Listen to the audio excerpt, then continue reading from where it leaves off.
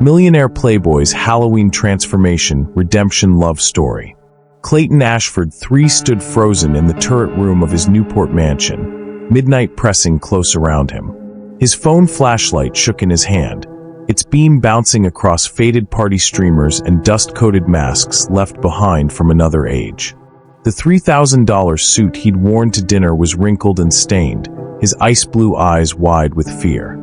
The gold of his watch caught the light as his trembling hand steadied on the wall. The antique mirror before him reflected a scene the room no longer held. Behind his own reflection stood a woman in a 1920s gown, her gaze unbroken, her expression filled with sorrow. Vivian Beaumont, his great-great-grandfather's fiancée. Clayton spun around. The space was empty. But when he looked back, she raised her hand and pointed down.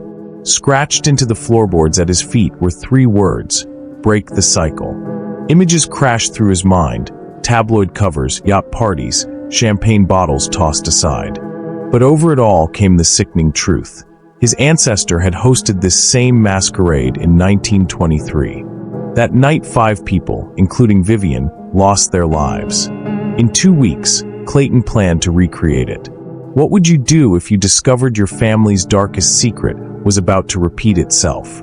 Drop your location in the comments, subscribe for tomorrow's chapter, and support us so we can keep sharing powerful stories like this. Let's begin. 1 week before Clayton's midnight encounter, the Ashford Estate was already buzzing with event planners, caterers, and lighting crews. Trucks filled the circular driveway, their workers carrying boxes of glassware and sound equipment into the mansion.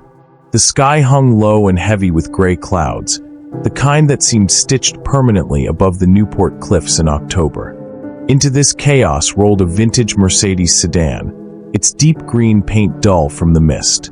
At the wheel was Dr. Destiny Monroe. She stepped out with the quiet poise of someone used to walking into spaces where she did not entirely belong, but refused to shrink because of it. At 29, Destiny was already known in preservation circles for her expertise. A black historian from Charleston, she carried herself with a measured confidence. Her natural hair was pinned neatly into a bun at the nape of her neck, her dark eyes sharp behind thin-framed glasses, her tailored pantsuit pressed with exactness. To the crew in hoodies and steel-toed boots, she was an anomaly. To the Ashford Estate itself, she was an intruder. The moment she crossed the threshold of the massive oak doors, she felt it, something cold, something watchful. The air smelled faintly of old wood, sea salt drifting in through the cracks, and polish that could not mask the sense that this house remembered every hand that had built it, every secret it had witnessed. The foyer rose 3 stories, its twin staircases curling upward to an upper gallery. Stained glass panels cast muted colors across the marble floor. Scenes of Greek gods punishing mortals, their faces frozen in tragic contortions. Destiny paused, noting the symbolism. A family that once commissioned such art likely thought of themselves as gods, shaping lives without consequence. "Ah," a male voice called from above. "The babysitter for my dusty old junk has arrived." Destiny's head tilted upward. On the second-floor railing leaned Clayton Ashford III, glass in hand though it was barely 10 a.m. He was striking in that practiced, careless way that wealth could afford.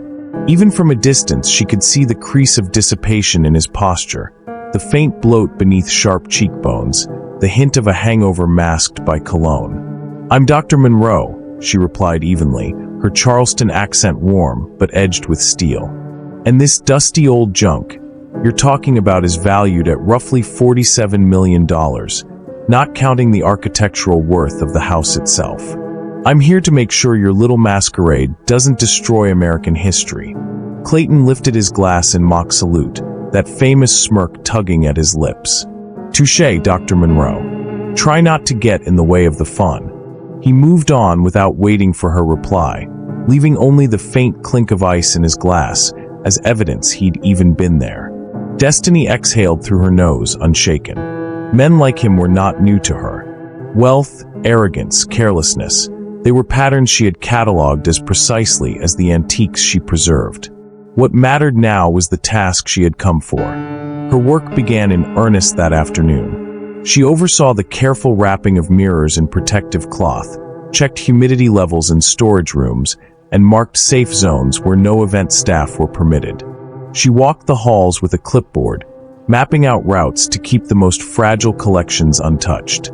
The mansion's treasures were astonishing: mahogany armoires imported from Paris, Venetian chandeliers, oil paintings dating to the 1700s, gilded clocks still ticking faintly with ancient rhythm.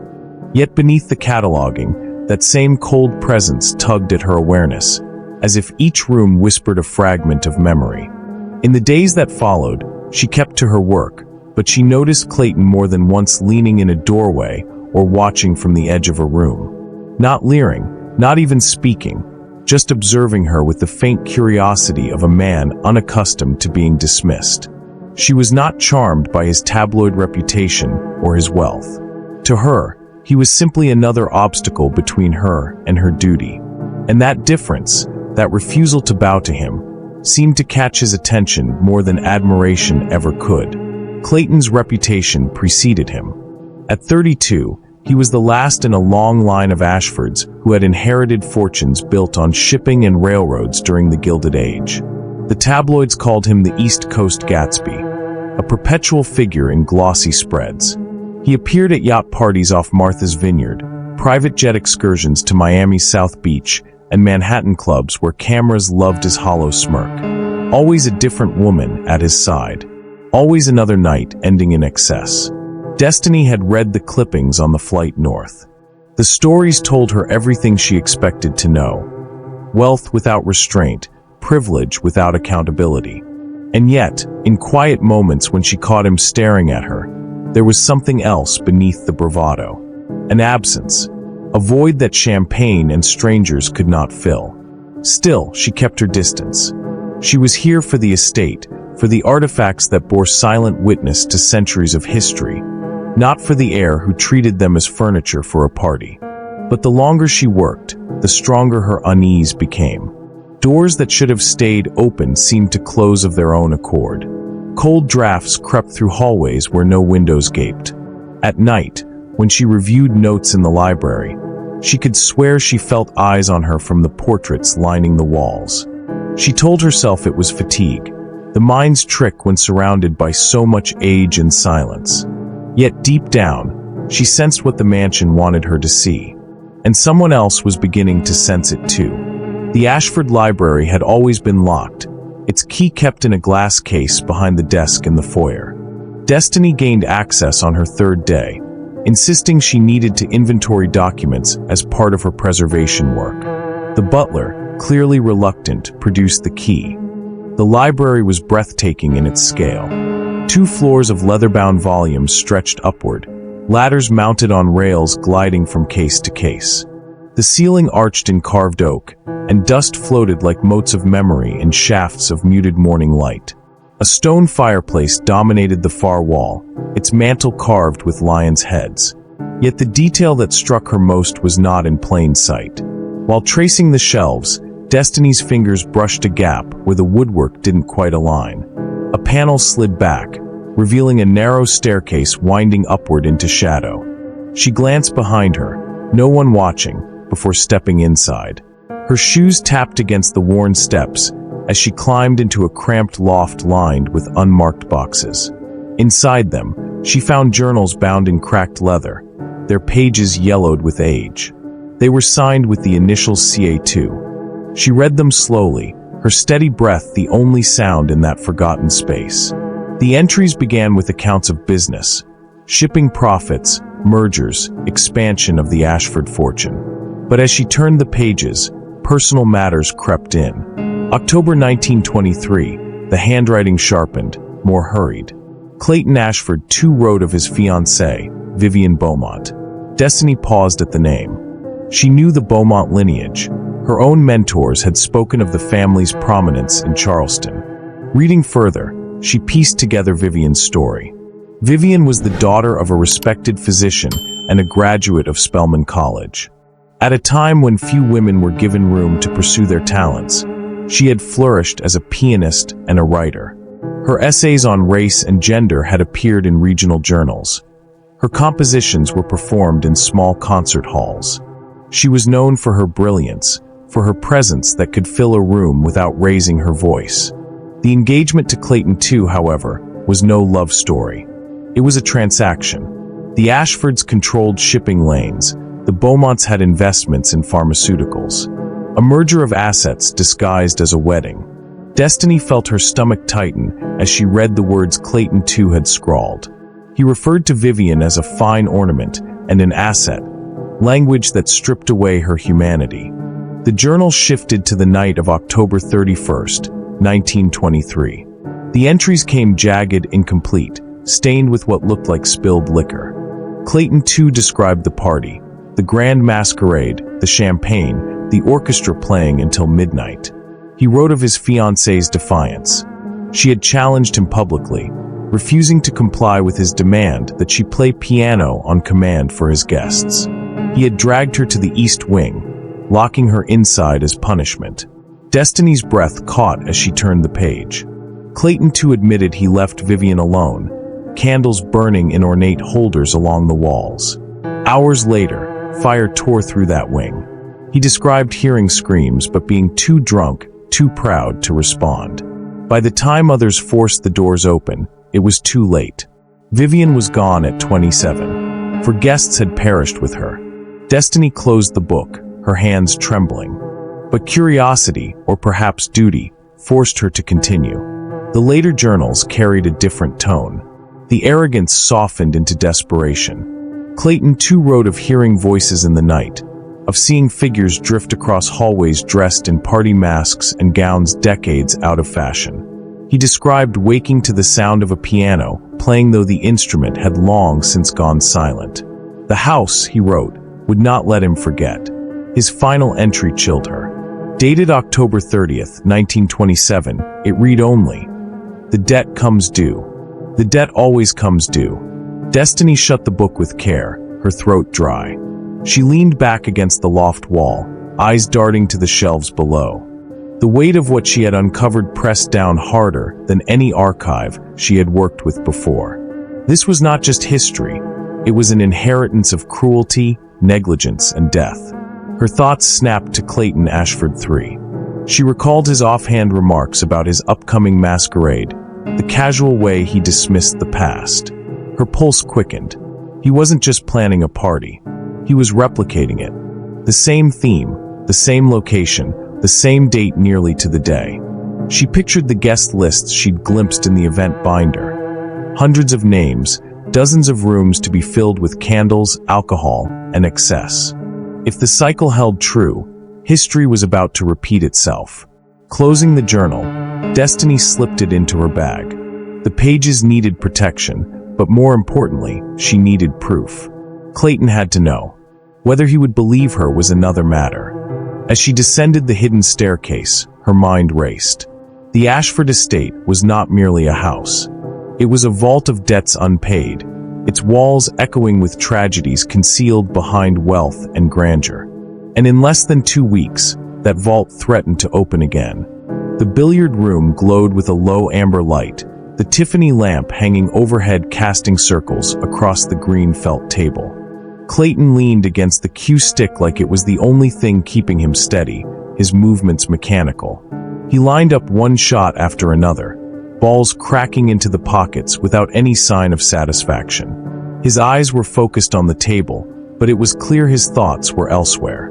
The door creaked open. Destiny stepped inside, her hand clutching a stack of photocopies. She crossed the room with firm strides, laying the papers across the table just as Clayton was preparing his next shot. The cue ball rolled off course and stopped short. "You need to read these," she said, her voice sharp with urgency. Clayton gave a tired laugh, sipping from the glass beside him. "Another lecture? You know, I already have a staff that handles all the boring history." Destiny's gaze hardened. She tapped the top page, the journal entry describing Vivian Beaumont's final night. "This isn't boring. This is blood on your family's hands. 5 people died in this house because of your great-great-grandfather." Clayton glanced at the words without touching them, his jaw tightening. "I feel nothing about most things," he muttered, turning back to the cue stick. It's a gift. Destiny's response cut through the silence. It's not a gift. It's a curse. And this house knows it. Her words echoed in the room. She leaned closer, lowering her tone but adding weight to each sentence. She spoke of the changes she'd felt, the sudden drops in temperature, doors closing when no one stood near them, voices whispering through empty halls. Clayton froze for a fraction of a second, the glass trembling slightly in his hand. But he forced a smirk. Ghost stories. You think I'm going to cancel the biggest event of the season because you got spooked cataloging old books? Destiny straightened, gathering the papers again. I think you're already afraid. You just won't admit it. She left the pages on the table and walked out, the door clicking shut behind her. For the first time in years, Clayton didn't pour himself another drink. He sat alone, staring at the scattered words in his ancestors' handwriting. The silence pressed in, heavier than the room itself. That night, sleep refused to come. He wandered the mansion, glass in hand but untouched, searching for something he couldn't name. His steps carried him through the darkened halls until he stopped before a large wall hanging in the east wing. Behind it, his hand brushed against an uneven edge. The panel shifted open, revealing a hidden staircase curling upward. The air grew colder as he climbed. At the top, he stepped into a room preserved in time. Cobweb streamers drooped from the ceiling. Masks with fractured paint stared from where they had been left. A gramophone sat silent on a table, its needle frozen above a dusty record.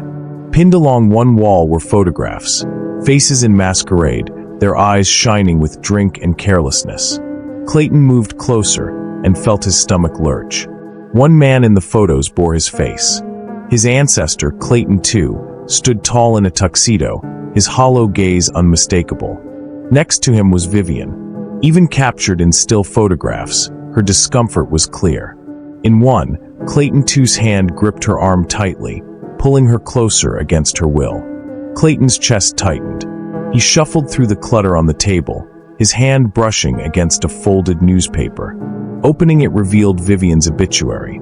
27 years old. Brilliant pianist. Tragic accident. He let the paper fall, his pulse thundering in his ears. He turned toward the mirror that stood in the corner of the room. For a moment, it showed only his reflection, rumpled shirt, pale face, trembling hands. Then the glass shimmered, and she appeared. Vivian stood behind him in her party dress, eyes steady, sorrow etched into her expression. Her lips parted, but no sound came. She raised her hand, pointing toward the floor. Clayton's legs shook as he crouched down. Scratched deep into the wood were 3 words: break the cycle. He staggered back, heart racing, the weight of the message pressing on him more than the silence that followed. For the first time in his life, the Playboy with everything felt powerless. The party he had dismissed as harmless excess was no longer a celebration. It was a repetition, a continuation of a debt that had never been repaid. The sun had barely lifted above the Atlantic when Clayton stumbled into the library, his eyes bloodshot, his suit wrinkled from a sleepless night. He dropped into the leather chair at the long oak table, spreading journals, obituaries, and yellowed photographs across its surface. His hands moved restlessly, stacking and unstacking the same documents, as if order could make sense of what he had witnessed. Destiny entered quietly, carrying her own folder of notes. He didn't look up at first, just spoke with a rawness she hadn't heard from him before. "Tell me everything," he said. "Everything about Vivian Beaumont." Over the next several days, the two of them worked side by side in the library. Destiny brought sources from archives in Charleston and Atlanta, copies of Vivian's published essays, letters, and concert programs. Piece by piece, they reconstructed a life too often reduced to tragedy. Vivian had written boldly about race, gender, and progress. Her essays spoke of voting rights and access to education, challenging structures that limited women and people of color. Her music revealed a different side, complex piano compositions, blending classical influences with rhythms from her Southern heritage. One concerto remained unfinished, its final pages scattered in drafts found among her belongings. She had not entered the Ashford engagement by choice. Her father, though respected, had lived under the constant threat of racial violence in Charleston. Aligning with the Ashford fortune had promised safety and stability for his daughter, though it bound her to a man who saw her as property rather than partner. Clayton Too's journals made the hypocrisy plain. Publicly, he championed progress, donating to charities and posing as a forward-thinking businessman. Privately, his words dripped with contempt. He mocked Vivian's intellect, belittled her compositions, and described her presence at parties as decorative. Destiny read those lines aloud, her voice sharp with anger, while Clayton III sat with his head in his hands. The entries leading to that Halloween night confirmed the cruelty. He had punished her in front of his guests, dragging her away when she refused to be his entertainment. Locking her in the East Wing had not been an accident of negligence. It was a deliberate humiliation. The fire that followed sealed her fate. Clayton III pushed back from the table, standing abruptly. His voice cracked under the weight of the admission.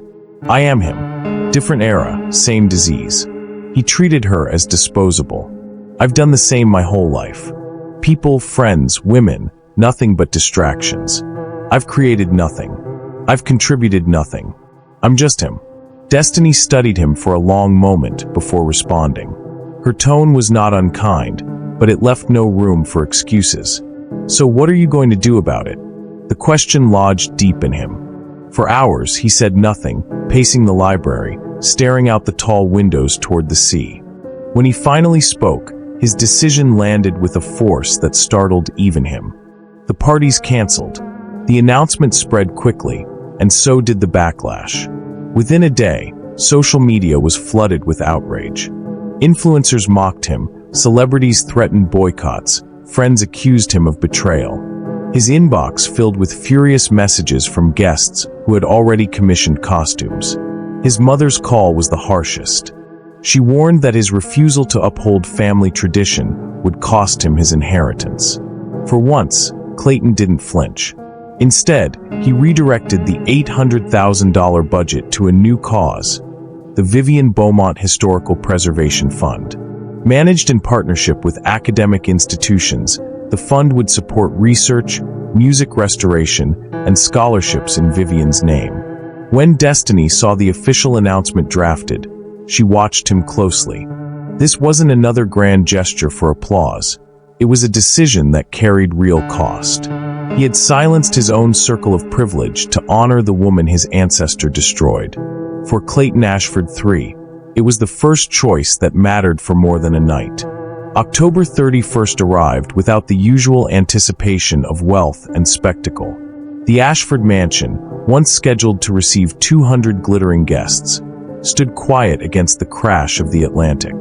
Its long windows reflected no parade of limousines, no bursts of laughter spilling across the lawn. Inside, only two people moved with intention, Clayton and Destiny.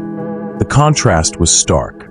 By this time in years past, halls would be filled with music, champagne flowing, masked dancers chasing indulgence through every corridor. Tonight, the silence itself felt ceremonial. The emptiness was not absence but purpose. They chose the turret room for the service. It was the place where the past had refused to stay buried, where Vivian had first appeared to Clayton in the mirror. Dusty remnants of the 1923 party remained, fragile and brittle, but instead of clearing them away, Destiny suggested incorporating them into the memorial. Let it bear witness, she said softly, arranging flowers along the windowsill. Her research into Vivian's family heritage guided every detail. She drew from the New Orleans tradition of second-line memorials, a practice that honored life and grief together. Though this was a private moment, Destiny brought elements that linked Vivian back to the cultural roots she had been denied. Candles flickered in tall glass holders. White chrysanthemums and lilies stood in water-filled vases. A phonograph, carefully restored, played recordings of 1920s jazz, music Vivian herself would have heard. Clayton moved with awkward sincerity, unfamiliar in the role of preparation. He lit candles, unfolded chairs, and draped a silk shawl across the table in place of an altar. His hands shook at times, but destiny never corrected him. She let him wrestle with the details, knowing the act itself mattered more than perfection. By the time the grandfather clock in the hall chimed 11:30, the room had transformed. Not with excess, but with reverence. The space felt ready, waiting for acknowledgement long overdue. Clayton stood before the mirror, the same one that had once shown him Vivian's sorrow. His throat was dry, but destiny gave him a steady nod. He began to speak. "Vivian Beaumont, I don't deserve to speak your name, but I will. Because no one in my family ever did it properly. You were a scholar, an artist, a woman who gave more to this world in 27 years than we Ashfords have managed in generations. My great-great-grandfather stripped you of choice, treated you as property, and left you to die because of his cruelty. That debt has echoed in these walls for a century. Tonight, it ends with me. I cannot undo what was done, but I can remember. I can honor you. And I can make sure this house no longer serves as a monument to his arrogance, but as a place that carries your name, your work, your unfinished music. I swear this, the cycle ends here." For a heartbeat, silence followed. Then the air shifted. The temperature dropped, sharp enough for breath to fog in front of their lips.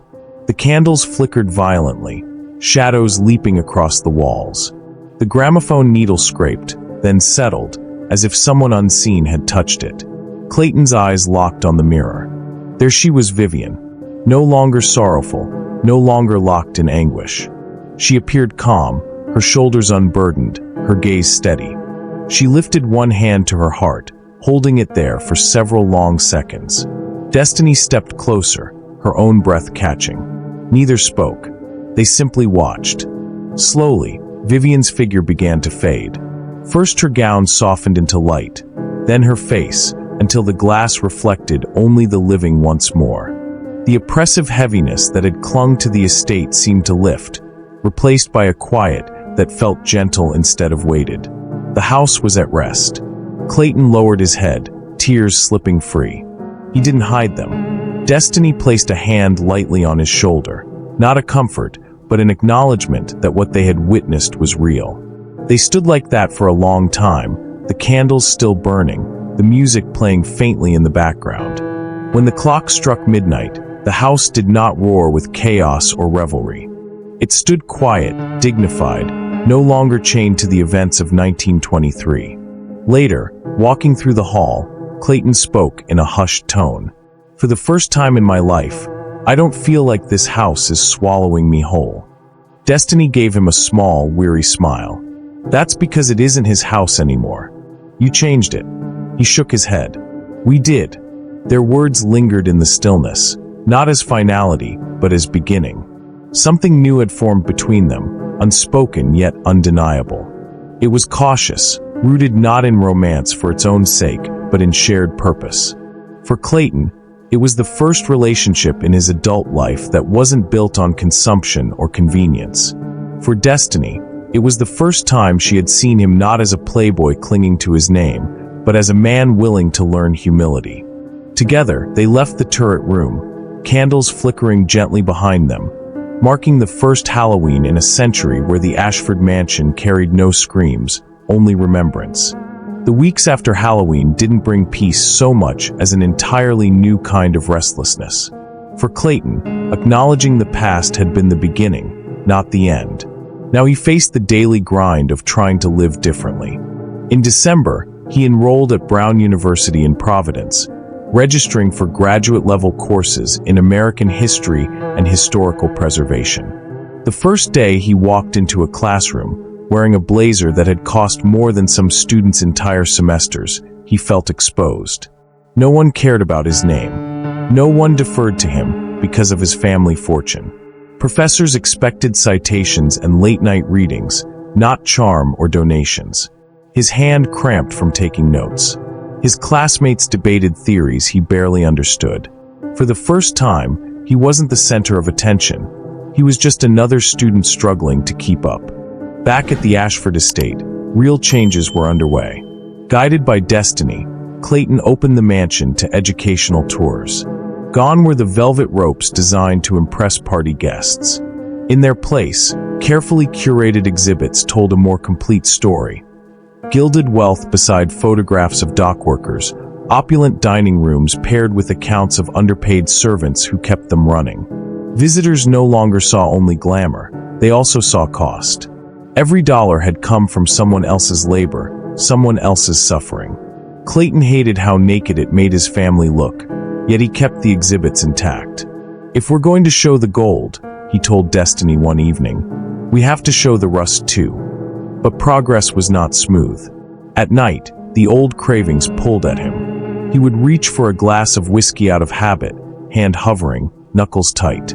Some nights he poured it, stared, and forced himself to dump it down the sink.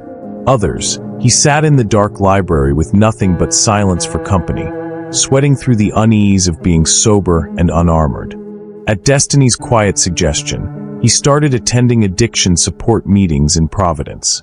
Anonymous, folding chairs, bad coffee, no one impressed. It humbled him to introduce himself simply as Clayton. No titles, no lineage. Listening to people talk about losing jobs, families, self-respect, he realized that though his wealth had insulated him, it had also left him hollow. "I feel nothing about most things," he had once said. Now, for the first time, he began to feel too much. Determined to honor Vivian in more than symbolic gestures, he began piano lessons. The local teacher nearly laughed when his clumsy fingers stumbled over basic scales. But Clayton persisted. He drilled simple exercises for hours, each wrong note a reminder of how far he had to go. Slowly, he pieced together a melody. Not complex, not beautiful, but honest. Destiny, passing the music room one evening, heard the halting strains and paused at the door. He looked up, embarrassed. She said only she'd appreciate the effort, before leaving him to his practice. Still, there were failures. Some mornings he skipped class, hiding under expensive sheets. Some nights he cursed himself for giving up the easy life of parties and headlines. When wealthy friends mocked him online for going academic, part of him wanted to call them back, rejoin the chaos. His mother accused him of throwing the family name into the gutter. Her voice still carried weight. But again and again, Clayton chose differently. Chose to show up to class, even unprepared. Chose to walk into the support group, even when he wanted to disappear. Chose to place one hand on the piano keys instead of the bar cart. None of it erased the past. All of it mattered anyway. Destiny noticed the difference, though she never said so outright. Her trust came in small, careful increments. She had her own history. Men who saw her intelligence as an obstacle, men who reduced her to conquest. She did not believe in change lightly. But Clayton's struggle was not a performance. It showed in his frustration, his missteps, the nights he failed but still tried again. By spring, the tours at the estate began drawing scholars, students, even journalists. Articles spoke of a mansion repurposed for truth-telling. Clayton hated the headlines. They still centered his name, but he tolerated them because the focus was finally shifting to Vivian's story. Destiny saw his discomfort and, for the first time, allowed herself a quiet laugh at his expense. In April, during one of their late-night planning sessions, Destiny asked him directly, "Why are you still trying? No one's forcing you anymore." Clayton paused, staring at his ink-stained hands. "Because if I stop, I become him again." He didn't need to say which ancestor. Destiny gave a slow nod. It was the closest she had come to admitting she believed in him. The work was ongoing, uneven, exhausting. But for the first time in his life, Clayton Ashford was building something no amount of money could buy: discipline, respect, and a conscience. By late November, winter had begun to stretch its fingers along the Rhode Island coast. A dusting of snow traced the jagged cliffs of Newport, softening their edges against the dark Atlantic. The Ashford mansion, for once, did not roar with noise or excess. Its heart was quieter now, beating differently in the glow of its conservatory. The glass-walled room overlooked the sea, a place where Vivian had once played recitals for small gatherings. Her presence seemed to linger in the echoes of the space, not in sorrow but in possibility. Clayton had worked for months to restore the antique piano at its center, refusing to replace it with a polished replica. He wanted the real instrument, the one she had touched, the one that had survived. On this evening, he sat at the bench, shoulders hunched, fingers stumbling through a set of clumsy scales. The sound was halting, awkward, sometimes painfully off-key. Yet he pressed forward, brow furrowed, jaw set, unwilling to let the music defeat him. Destiny leaned against the glass frame, arms folded, watching him with a mixture of patience and curiosity. After a particularly brutal chord clash, she finally asked, "Why are you doing this? You're terrible at it." Her tone carried no malice, just honesty. Clayton laughed, short and embarrassed, but he didn't stop playing. Because she never got to finish her concerto. She never got to hear her music reach an ending. I can't give her back her life, but I can at least sit here and try to understand what she was reaching for. This isn't about being good at it. It's about not letting what she created vanish completely. Destiny's gaze softened. She walked closer, listening to the uneven notes fill the conservatory. For months, she had watched him work, stumble, get back up, and try again. Tonight, the sound of his fumbling effort carried more weight than flawless performance ever could. "You really have changed," she said quietly. Clayton shook his head, letting his hands rest on the keys. "No, I'm trying to change. There's a difference. Every day I wake up, and some days I fall back into old habits, old thoughts. But I don't want to stay there anymore. That's what matters." His vulnerability hung in the air. For once, he wasn't posturing, wasn't deflecting with wealth or wit. He looked at her as if the outcome of her response mattered more than anything. Destiny studied him, seeing not the hollow figure splashed across tabloids months earlier, but a man who had begun to shed the armor of entitlement. He wasn't finished, not even close. But he was present. That presence, raw and imperfect, was something she hadn't expected to find here. Clayton broke the silence with a half-smile, awkward and genuine. "You know, you made me realize there was something worth changing for." His voice cracked on the last word, unpolished as his music. Destiny stood still, her breath catching against the glass walls. She had been cautious with him, guarding herself against charm or manipulation. Yet his honesty disarmed her. He wasn't trying to win her over. He was simply telling the truth. She reached out, resting her hand lightly over his on the keys. The contact was brief but steady. He turned to her slowly, and their eyes met. Two people standing at the edge of something uncertain yet real. The kiss that followed was not triumphant or theatrical.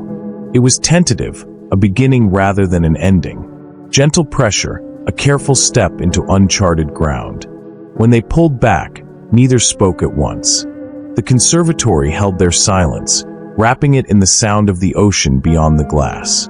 Finally, Destiny's voice came, quiet but resolute. "I see you, Clayton Ashford. Not your name, not your money, not your past. I see who you're becoming." For him, the words struck deeper than any applause or approval ever had.